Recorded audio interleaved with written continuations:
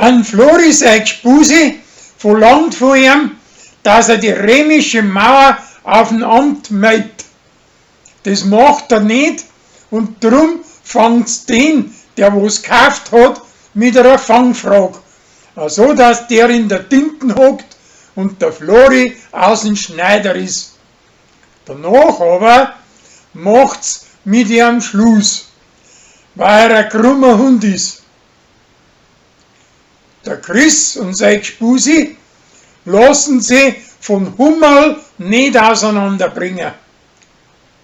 Wie er ihren Ring verschmeißt und das vertuschen möchte, tut sie ihm damit pflanzen. Weihnachten möchten sie nachher miteinander bei ihren Eltern feiern. Der Gerstl muss auf die Kinder einen Christkindlbrief zurückschreiben. Und von den Alten mag er sich nicht helfen lassen, sondern nur von den Jungen.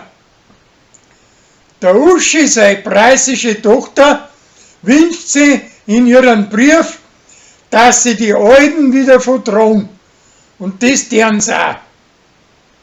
Danach wünscht sie sich ein kleines Ross zum Reiten. Mit Rolli, seiner preußischen Gspusi, wär das Hummerl nicht warm, weil sein Zwiefel seinen Alten weggenommen hat. Wie es aber nachher miteinander bayerische Weihnachtslieder singend, kommen's bei den Leuten recht gut an. Der Max schickt die Wirtsleute eine Christbaumkugel, die wo ausschaut, als wäre ein Essiggummerer. Die Landweiber verstecken sie in ihren Christbaum und lassen die Kleinsinger für Geld danach suchen, für einen guten Zweck. Keiner find's aber, weil's der Uschi, seine preußische Tochter, davor schon krampft hat.